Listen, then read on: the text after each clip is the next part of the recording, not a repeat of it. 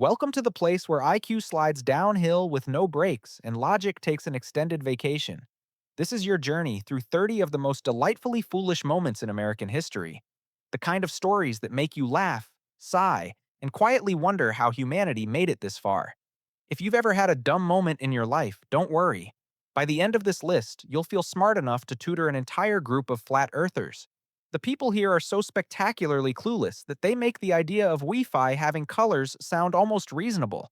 So buckle up, because once we start, you won't be able to go back to the version of you who believed humans are mostly rational. We're about to meet legends who prove the exact opposite. 1. Our opening act comes from a man who turned misplaced confidence into a personal art form, MacArthur Wheeler. In 1995, he decided to rob a bank using a homemade invisibility technique. Not a Harry Potter cloak, not futuristic tech. No, Wheeler chose lemon juice. He believed that since lemon juice makes ink disappear on paper, smearing it on his face would make him invisible to bank cameras. A kind of logic that can only be created when you love science, but science does not love you back. Wheeler rubbed lemon juice on his face like it was skincare, glanced in the mirror through stinging eyes, saw a blur, and concluded, "Perfect, I'm invisible." Then he walked into a bank in broad daylight and stared directly into the security camera like he was posing for his yearbook photo. That evening, police arrested him within hours of airing the crystal clear footage on TV. Wheeler was devastated and delivered the now legendary line, "But I put on the lemon juice." Yes, he did, but sadly, stupidity doesn't evaporate like ink. 2. If you think conspiracy theories only make people argue online, you haven't met Mad Mike Hughes, the man who turned flat Earth belief into a personal flight mission. While normal people type Earth shape into Google, Mike typed how to build a rocket using stuff from my garage. Hughes was a limousine driver who believed he was an unrecognized scientist. He was convinced NASA was lying to humanity, and he alone, would expose the truth by launching himself into the sky in a homemade steam-powered rocket. Yes, steam-powered. Basically, a giant pressure cooker with a dream. Standing in the Mojave Desert, staring proudly at a rocket that looked like a sixth-grade shop class project, Mike boldly declared, "It'll fly." A sentence that displayed a level of confidence completely unrelated to reality. In earlier attempts, the rocket only hopped a little and flopped back down like an undercooked pancake. But Mike didn't give up. When faith becomes stronger than gravity, the consequences keep up. In 2020, Mike climbed into his rocket and waved like he was attending a county fair. The crowd filmed, the countdown began, the rocket blasted off, and malfunctioned instantly. It came crashing down seconds after liftoff. In that moment, even the flat Earth community quietly sighed. Yeah, maybe we should rethink a few things. Mad Mike Hughes became the first, and hopefully the last, person to give his life trying to check whether the planet he lived on was shaped like a disk. 3. There are real worries worth losing sleep over: climate change, economic collapse, and national security. And then, there was the concern of Congressman Hank Johnson, a concern so unique that if you told it to a geologist, they'd laugh hard enough to take the rest of the day off. During a congressional hearing in 2010, Johnson expressed a deeply serious fear that if the U.S. military sent more troops to the island of Guam, the island might tip over. Yes, tip over, like a folding table. While everyone in the room tried desperately to keep a straight face, Johnson calmly explained that adding about 8,000 troops and their families could make the heavily populated side too heavy, causing Guam to tilt and flip into the Pacific Ocean. Now imagine the admiral who had to answer that. He sat up straight, kept his expression frozen, and gently explained that islands do not float. They are attached to the ocean floor. Guam is made of volcanic rock, not an IKEA side table. His beautifully restrained reply became an instant classic on the internet. People watched it and wondered if this was the first time a four-star officer had to teach basic geography during a congressional hearing. Hank Johnson's fear became proof that sometimes the most dangerous thing in politics isn't conflict or crisis, but an irrational worry delivered with absolute seriousness. 4. Running a marathon takes endurance, discipline, and months of serious training. But for Rosie Ruiz, all of that sounded way too inconvenient. She discovered a method of performance optimization no professional athlete had dared attempt: skipping 25 miles of the race and hopping on the subway. In 1980, Rosie entered Boston Marathon history in a way no sports coach would ever include in a training manual. She appeared near the end of the course, blended into the crowd, and sprinted to the finish line with the speed of a superhero, without sweating, without panting, and with hair that looked freshly styled. Even professional runners stared at her like, who is this, and why is she running like she's late for a deadline? Rosie was crowned the winner. But then the odd details rolled in. She couldn't recall the water stations. She didn't recognize runners who should have been in her pace group. And during interviews, she talked about running with the expertise of someone who only jogs when chasing a bus. When investigators dug deeper, they found that Rosie had taken the subway for most of the race and only ran the final mile or two to seal her victory like a speed queen. Her title was revoked. The nation laughed, and Rosie became the symbol of the most magnificently ridiculous cheating scandal in American sports. The woman who proved you can win a marathon without running. Almost any of it. 5. Most American presidents leave office because of age, illness, or assassination. But William Henry Harrison, the ninth president, went out in a far more unusual way. He died because he talked too much in the cold. Yes, not a conspiracy, not a war, just excessive speech. On his inauguration day in 1841, the weather was so cold and damp that even the birds gave up. Advisors begged him to wear a coat, a hat, gloves, anything. But Harrison, 68 and stubborn from his military days, insisted he was tough. Classic energy of someone who says I'm fine and then coughs for a week. He stepped up to the podium without a coat or hat and began a speech that lasted more than 2 hours. This wasn't an address. This was a prehistoric podcast. The crowd shivered. The horses shivered. The officials shivered. Harrison, meanwhile, stood proudly delivering a marathon lecture on policy, morality, history, philosophy, like a man determined to set a national record for most unnecessary words. 3 weeks later, he fell gravely ill. A week after that, he died of pneumonia, exactly 1 month after taking office. His one historic achievement, the shortest presidential term ever recorded. If there's a lesson here, it's simple. Sometimes your greatest enemy isn't a rival party or a battlefield. It's your ego and your mouth. William Henry Harrison proved that talking too much can, in fact, be deadly. 6. If you think ridiculous daredevil stunts only exist in shows like America's Funniest Home Videos, you haven't seen Evil Knievel's legendary attempt to jump over Snake River Canyon. This was the moment America held its breath. Not because he might die, but because no one was entirely sure whether the rocket he was riding was an actual rocket or just a water pipe with wheels. In 1974, Evil, the biggest stunt star in the country, decided to make the jump of a lifetime, launching himself across a canyon so wide even birds would hesitate. A regular motorcycle didn't stand a chance, so he commissioned something called the SkyCycle Xbox 2, a name that sounded like a group project no one tested in real life. On the big day, crowds packed in like it was a bootleg Super Bowl. Evil wore a red, white, and blue suit that made him look like a homemade Captain America. The whole nation went silent. The countdown began. 3, 2, 1. The rocket blasted upward, or at least tried to. At the single most important moment, the parachute deployed immediately, right there on the launch ramp. Yes, the safety parachute, the one meant to save his life at the end, opened early like an employee trying to clock out on a Friday afternoon. Instead of soaring over the canyon, the SkyCycle floated helplessly like a sagging birthday balloon and drifted straight into the canyon below, confused about its own purpose. Evil survived, but the stunt went down as one of the most spectacular downward fails in Daredevil history, literally and figuratively. 7. In a world where smart people struggle for years and still fail, and clueless people somehow stumble into success, we have Lord Timothy Dexter, a walking reminder that sometimes the universe just presses the wrong button. Dexter wasn't a brilliant merchant or a master strategist. He was simply a man who failed in ways that accidentally made him rich. His rivals hated him so much that they tried to bankrupt him by giving him deliberately terrible business advice. That was their fatal mistake, because Dexter had a supernatural ability to turn stupidity into pure gold. First, they told him to ship bedwarmers to the West Indies, a place so hot even the lizards need sunscreen. An idea too dumb to succeed, unless you were Dexter. Turns out, the locals discovered the warmers were perfect for scooping molasses. His shipment sold out instantly. Annoyed, his rival said, "Fine, let's try again." This time, they suggested he send coal to Newcastle, the coal capital of England. Shipping coal to the place that produces coal? That's the definition of foolish. But the very week Dexter's cargo arrived, Newcastle was hit by a massive strike. Coal prices skyrocketed. Dexter made a fortune. He succeeded so many times that even he was confused by it. Every time he did something ridiculous, the universe seemed to respond with, "Don't worry, I'll fix it." Lord Timothy Dexter became a millionaire through a ridiculous mix of bad judgment and divine luck, the kind of man no one should ever try to imitate, yet life kept rewarding him anyway. 8.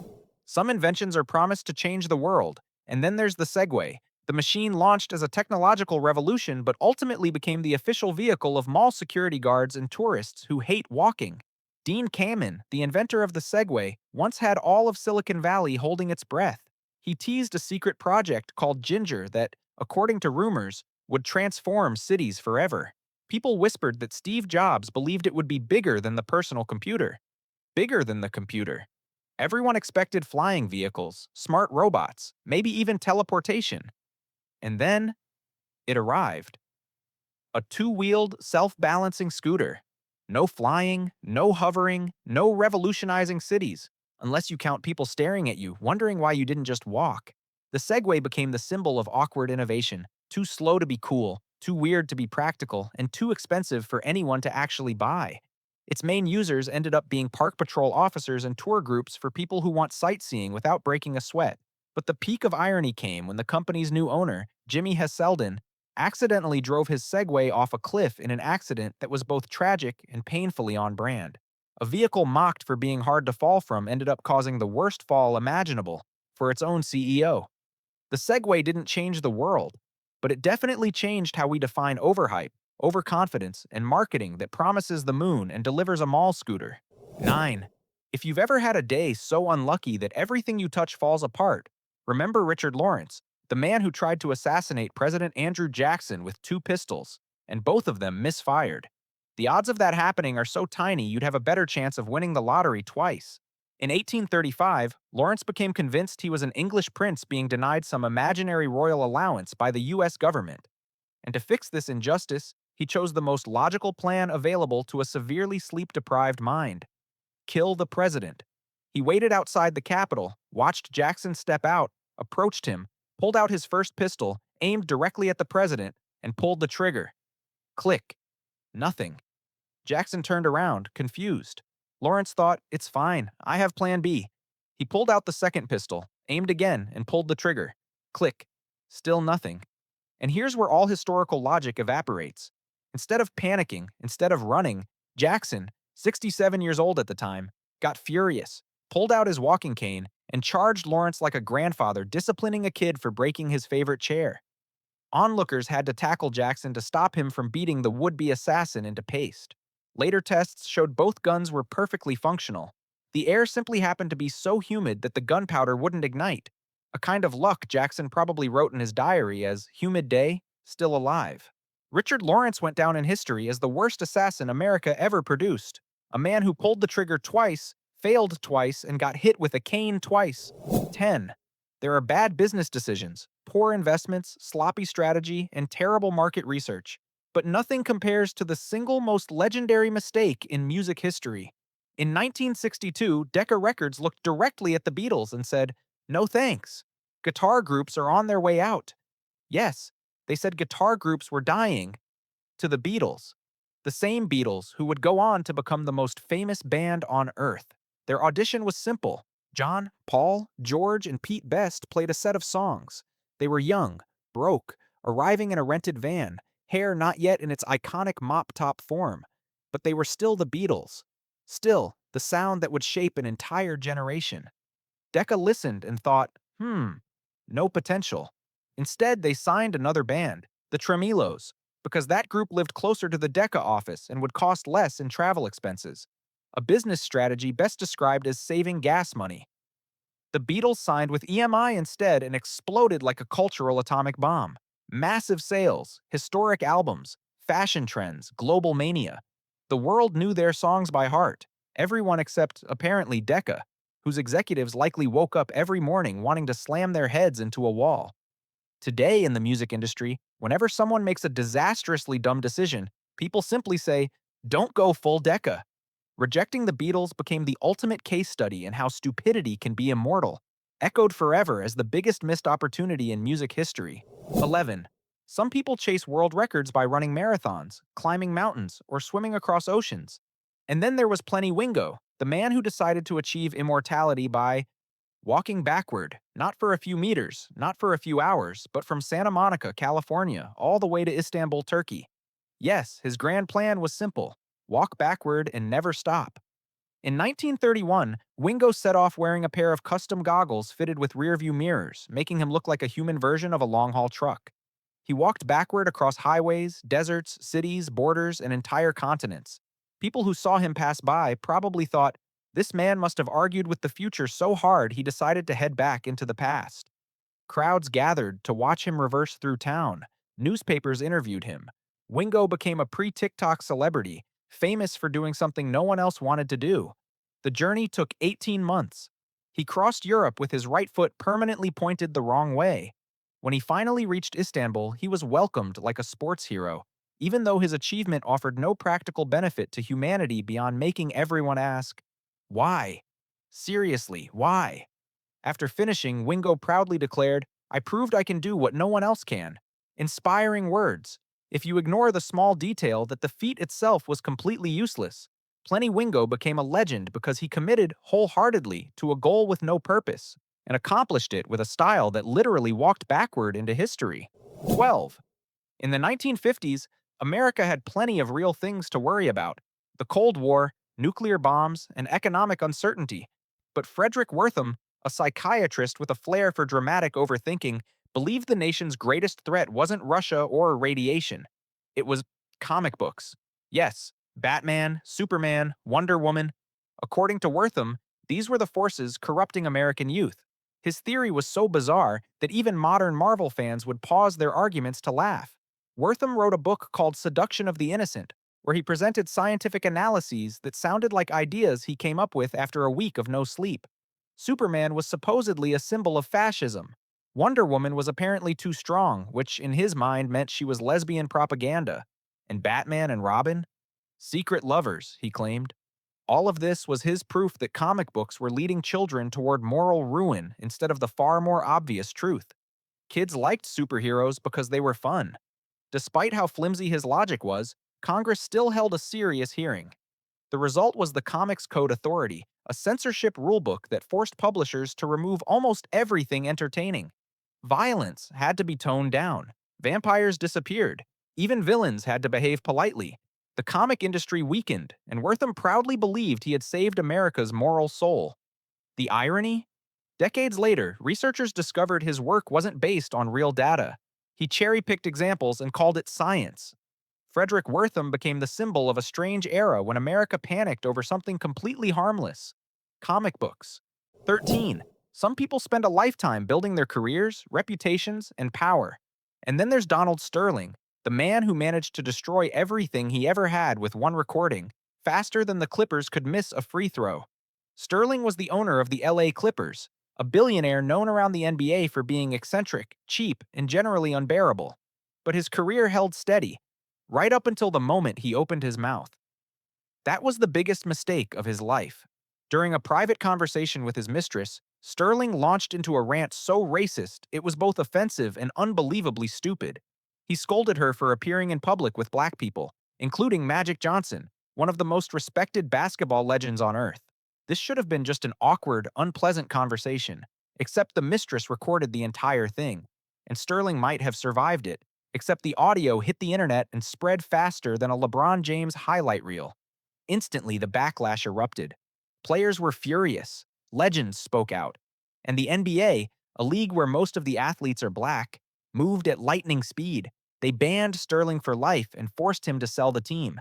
In 48 hours, a billionaire went from NBA power player to a cautionary tale about what happens when you let your mouth run while your brain takes the day off. Donald Sterling destroyed his empire in the simplest way possible, by saying things no intelligent person would say, and letting himself get recorded doing it. 14. When you think of national issues, what comes to mind? Terrorism? The budget? A healthcare crisis? Not for Congressman James Riley. His greatest concern was far more explosive: toilets blowing up on U.S. Navy ships. Yes, while other lawmakers were focused on national security, Riley was haunted by the idea of sailors doing their duty, and then boom! The toilet detonating. A fear so strange, so illogical, that no one in the Navy had ever heard of it happening. Riley stood before Congress with the seriousness of a man revealing classified intel and proposed spending millions of taxpayer dollars to investigate the epidemic of exploding toilets. Meanwhile, actual Navy officers heard about this and basically said, "Excuse us, exploding what? Because we live on these ships and have never seen a single toilet do that." But Riley believed in his nightmare. He delivered an impassioned speech warning about the risk of catastrophic interior damage and severe threats to troop morale. As if war wasn't stressful enough, now he wanted everyone worrying about rebellious bathrooms. In the end, Congress gently shut down the proposal. The Navy itself issued a calm statement. "We have never recorded a single case of spontaneous toilet detonation." And just like that, Riley became a long-running punchline in the press. He didn't cause a national disaster, but he did leave behind a legacy. The man who tried to solve a problem that did not exist. 15. There are people who dig their own graves. And then there's Gary Hart, the man who not only dug the hole, but invited the press to gather around and watch him jump in. In 1987, Gary Hart was the brightest star in the presidential race. High polling numbers, movie star looks, a future that seemed inevitable. Only one problem: rumors of an affair. Reporters started circling, and instead of staying quiet, Hart chose to handle the situation with catastrophic overconfidence. He challenged the press, "Follow me around.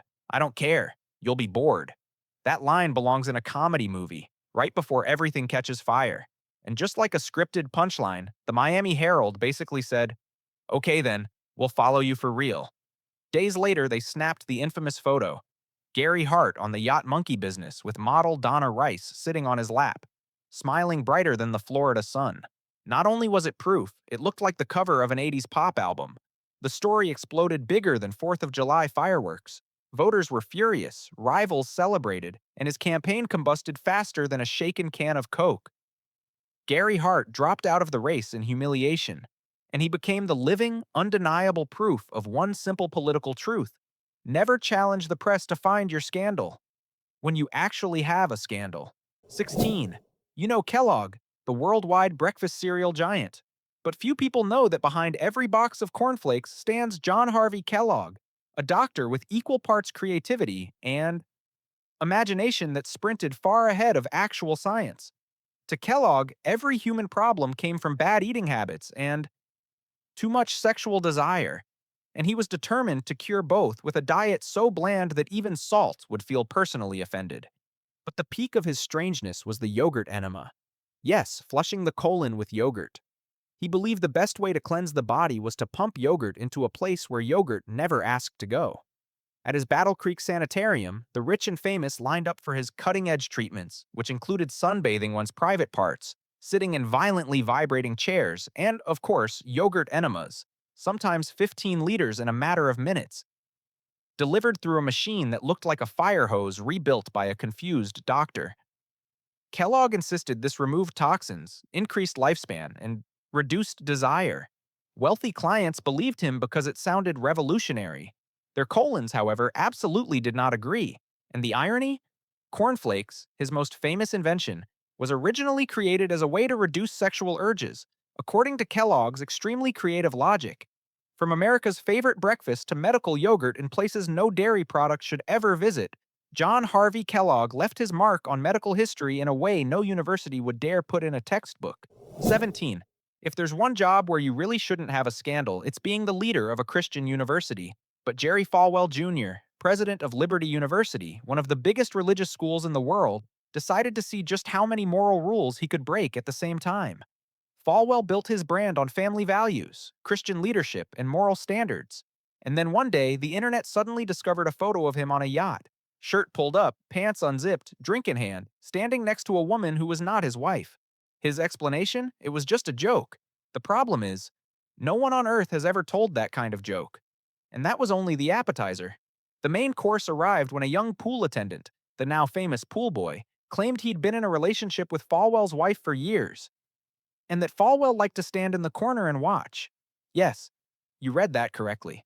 The president of a massive Christian university was living a private life straight out of an 18-plus soap opera written by a writer who forgot what continuity is. When the story broke open, the reaction was explosive. Students were stunned, parents were furious, staff members were confused, and late-night talk shows had the best week of their careers. In the end, Falwell resigned in humiliation, becoming a textbook example of one timeless lesson. If you build your entire career on morality, don't live your life like the trailer for a scandal documentary. Jerry Falwell Jr. didn't just destroy his own reputation, he hit the self-destruct button with spectacular enthusiasm. 18. Politicians get mocked all the time for saying dumb things, but Todd Akin didn't just misspeak. He delivered one of the most spectacularly foolish statements in American political history. In 2012, during a Senate campaign interview, Akin was asked whether women who become pregnant through rape should have access to abortion. And instead of saying something normal, he flipped the switch to self-destruct. He said, "If it's legitimate rape, the female body has ways to shut that whole thing down." In other words, if it's real rape, the woman's body magically prevents pregnancy. This was wrong on every level.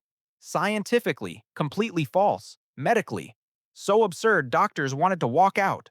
Morally, non-existent. Logically, never lived on this planet. The internet exploded instantly. People who barely passed 6th grade biology still knew he was talking nonsense. CNN, Fox News, MSNBC, everyone across the political spectrum united for one glorious moment just to tear this sentence apart. Akin's own party panicked, trying to stuff his quote into a box and toss it into the ocean. Voters were furious. The media turned his words into memes at a pace that could break printers. Akin tried to apologize, but it sounded like Siri drafted it for him. His reputation evaporated overnight. His Senate campaign shattered like a glass plate dropped from a third-floor balcony. Todd Akin became the perfect symbol of one eternal truth. There is no faster way to lose the public than by saying something incredibly stupid about basic biology. 19. Greed can make people do stupid things.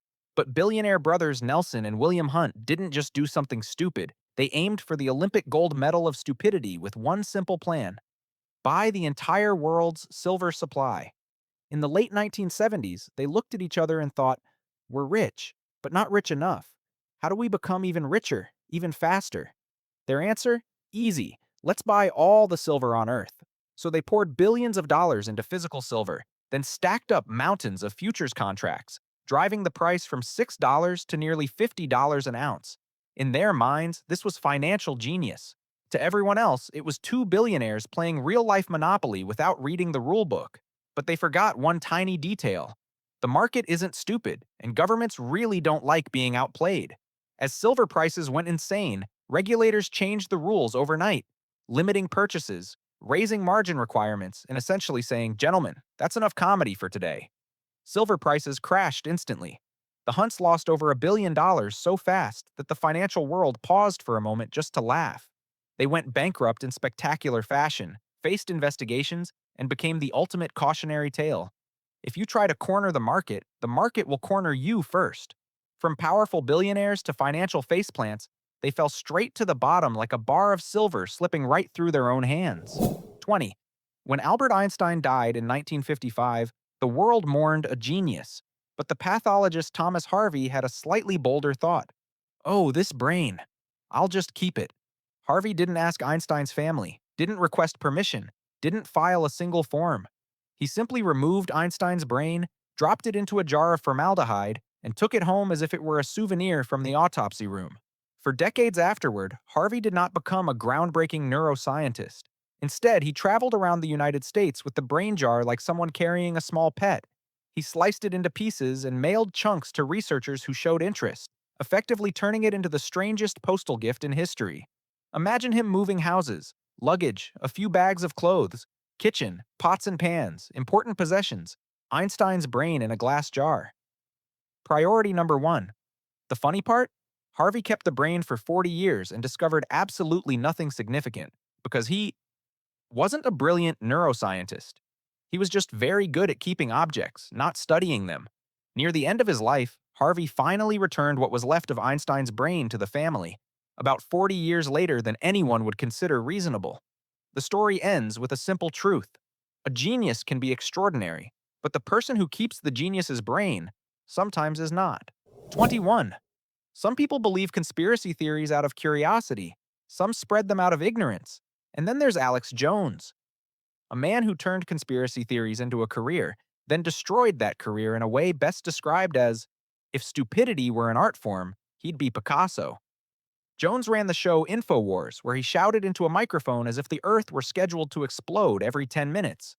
But the peak of his absurdity came when he claimed that the Sandy Hook Elementary School shooting in 2012, where 20 children and 6 adults were murdered, was a government hoax, and that the grieving parents were crisis actors.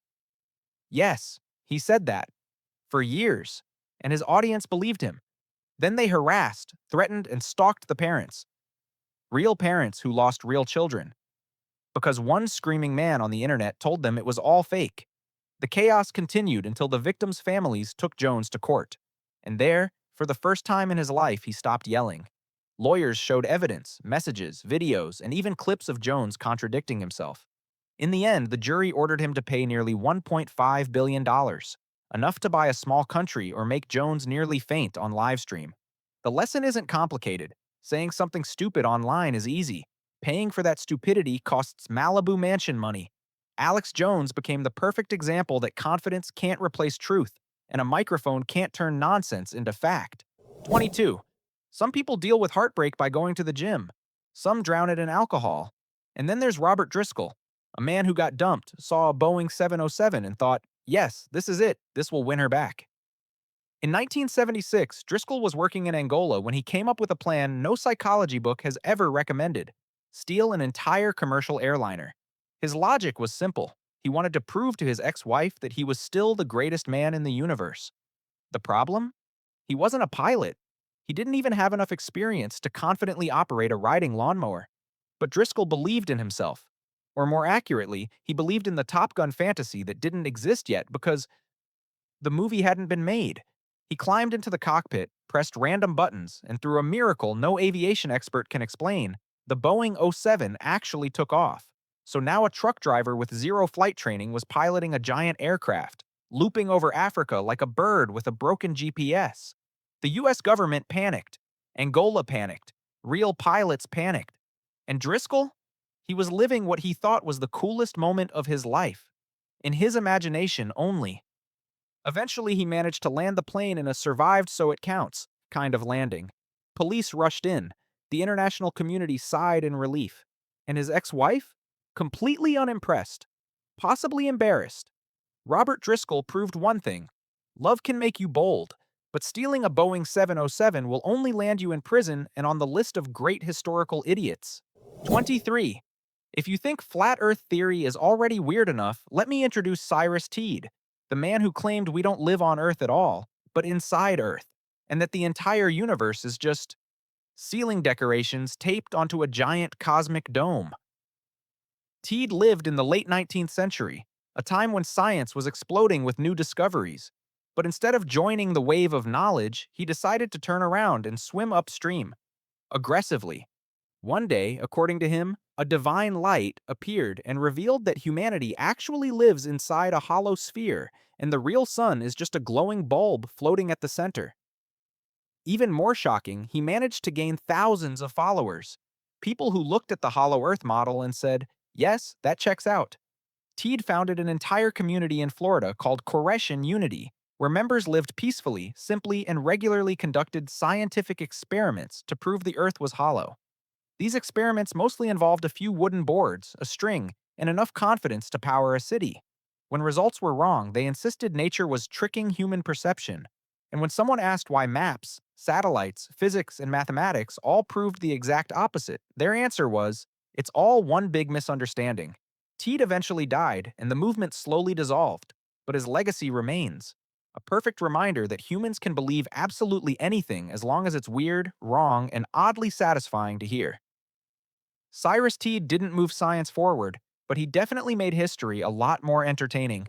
24. In the world of business, there are people who take big risks. And then there is Lucky Baldwin, a man whose nickname Mayman felt more like a cosmic joke than a description. In 1888, Baldwin built the Baldwin Hotel, one of the most luxurious hotels in San Francisco. Crystal chandeliers, red carpets, expensive Victorian decor. The whole project screamed, I'll burn money for fun. When his financial advisor asked if he wanted fire insurance, Baldwin answered with the confidence of a man whose luck exists only in his imagination. No need, too expensive. Yes, a massive wooden Victorian building full of oil lamps, coal stoves, fireplaces, and he refused insurance because, meh, costs too much. And then the universe responded. One night before the grand opening, a fire broke out in the kitchen. Flames raced through the building as if every wooden beam whispered, "Surprised? Lucky?" Within hours, the multi-million-dollar hotel burned completely to the ground while Baldwin watched, finally understanding why the insurance industry exists. No insurance meant no rescue, no compensation, no recovery. It was as if the universe leaned down and said, "You named yourself wrong. Lucky is definitely not you." His career lived on, but that fire became a business legend, a timeless lesson everyone knows. Except Baldwin. Never build a giant asset and then decide to save money in the one place you absolutely should not. 25. Mike Tyson was once a wrecking machine. A boxer so terrifying that opponents looked at him and immediately thought about updating their life insurance. But outside the ring, Tyson entered a far tougher fight, managing money, and that was the one match he lost by knockout. Tyson earned over $300 million in his career, a fortune that could fund several lifetimes of comfort. But to Mike, that money was simply an entry ticket to experience the elite level of rich stupidity. He bought dozens of luxury cars that he barely drove. He purchased mansions the size of small parks, then moved out of them as casually as changing gloves. He spent fortunes on exotic pets, including Bengal tigers, giant enclosures, and daily meat bills so high even the tigers would feel guilty. The crown jewel of his spending? A $2 million solid gold bathtub. No one really knows whether Tyson used it to bathe or to crush garlic cloves, but its existence alone proves he was too rich to understand money's value. He employed personal assistants, personal bodyguards, a personal pigeon keeper, a personal bag carrier, essentially an entire mini village to support his daily life. And the ending was predictable. Bankruptcy, debt, selling off assets, and Tyson forced back into the ring just to pay off the world's most ridiculous bills. Mike Tyson demonstrated a crucial truth. You can throw the hardest punch in the world, but you can't punch your way out of stupid spending.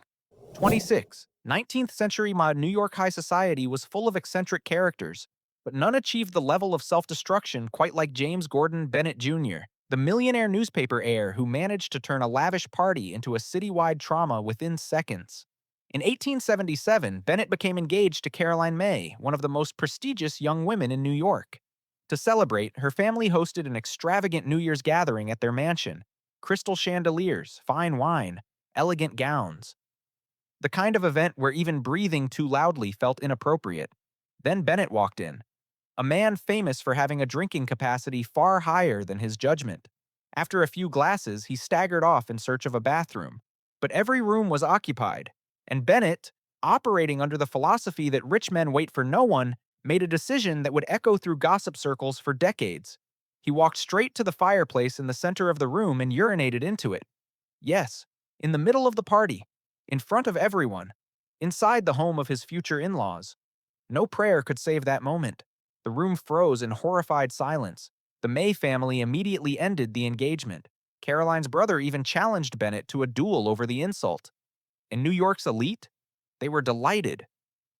Nothing fuels high society gossip like a rich man doing something catastrophically stupid. Bennett became a legend, not for his wealth, intelligence, or achievements, but for choosing the worst place, worst time, and worst possible way to relieve himself. If history had an award for ruining your own life in 5 seconds, Bennett would have taken first place without competition. 27. During the American Civil War, the Union had many brilliant generals, many brave soldiers, and then there was George B. McClellan, the man who could turn a mighty army into a Boy Scout troop practicing for a parade. McClellan was exceptionally good at training. He took the Union's chaotic mess of soldiers and transformed them into a disciplined, well-equipped, elite force. There was only one problem. He refused to fight battles. For McClellan, every potential battle was either not the right moment, not enough troops, not strategically comfortable, or simply too scary because the enemy looked intimidating. He constantly believed the Union was at a disadvantage, even when they absolutely weren't. Give him 100,000 soldiers, and he'd treat them like a squad of 10 facing the entire world. Once, he looked at a map and confidently declared, "The enemy must outnumber us 3-1. In reality, They had barely two-thirds of his numbers. This constant hesitation drove Abraham Lincoln, the most patient man in American history, to the brink. On one visit to McClellan's headquarters, Lincoln showed up, and McClellan went to bed, leaving the president waiting like a delivery driver whose customer won't pick up the order. After months of delays, Lincoln finally delivered his iconic line, "If General McClellan isn't going to use the army, I would like to borrow it for a while." McClellan was replaced, and the war moved forward under generals who actually shot back. Today, McClellan stands as the perfect symbol of a leader who excels at everything, except the one thing that matters: doing the job. Brilliant on paper, useless on the battlefield. 28. Robert Moses was the man who shaped modern New York. Bridges, highways, parks, beaches. If you set foot there, chances are he had his hands in the blueprint. But great power came with a very small personality. So small that he weaponized public infrastructure just to spite poor people and people of color. His most infamous story dates back to the 1930s, 1950s, when Moses built the parkways leading to Jones Beach, the most beautiful beach in New York. And what he did next still makes the city gasp today. He deliberately built the overpasses very low. So low that public buses couldn't pass through. Why? Because at the time, bus riders were mostly low-income residents and people of color. Moses didn't want them at his beach, so instead of putting up a sign that said "no entry," he designed an entire transportation system as a racial barrier. It was the architectural version of saying, "I'm not discriminating. The roads are doing it for me." Documents and accounts from people who worked directly with him confirm that this intention was very real. Moses didn't shout, didn't decree, didn't ban. He just designed and let the design do the dirty work. Today, those low bridges still stand. A monument that's funny at first glance, but actually tragic. A reminder that human stupidity isn't always about doing the wrong thing, but about intentionally doing the wrong thing while believing you're brilliant. Robert Moses left behind many great public works, but also one painful lesson. Give someone a bit of power and a blueprint, and they can be stupid on a citywide scale. 29. If you've ever sat in a lawn chair and thought, "Man, I wish I could fly," don't worry, that's normal.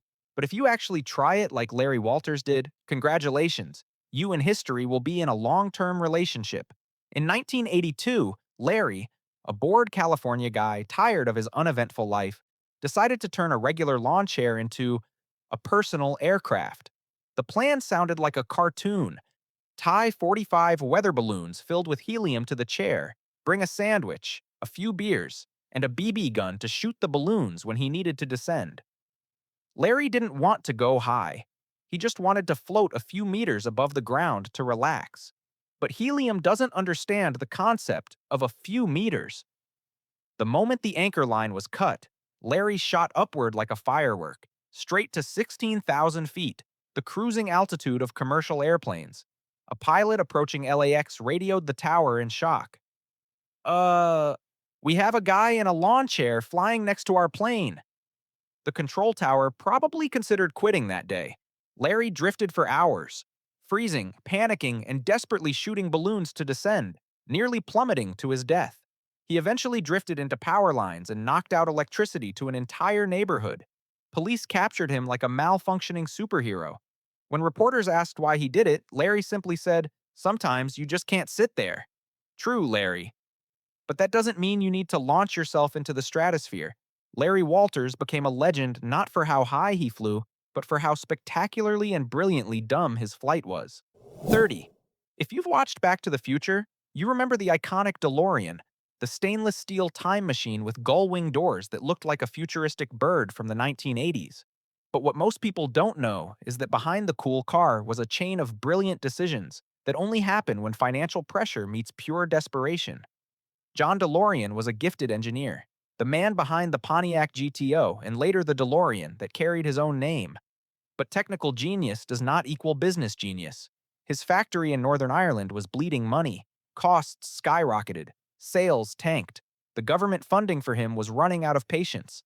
And at the moment he needed money the most, he decided on a rescue plan straight from the Misunderstanding Success Instructions Handbook. He joined a multi-million-dollar cocaine trafficking deal. Yes, the automotive mastermind genuinely thought solving a financial crisis with drug money was a good idea.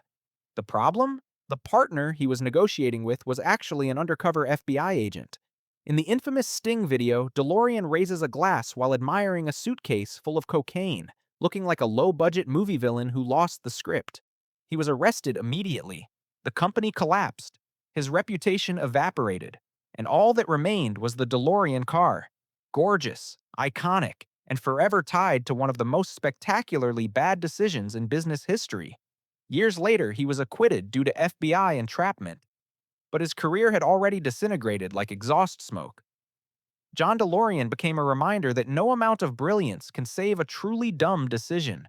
And with that, you've reached the end of 30 stories of people who were great in the most confusing ways possible. Legends who proved that history is shaped not only by genius, but also by moments that make humanity collectively facepalm. If you laughed, gasped, or whispered, "No way," congrats. You survived the list of America's dumbest legends. Want more? Like, subscribe, and get ready. Because in history, stupidity never goes extinct.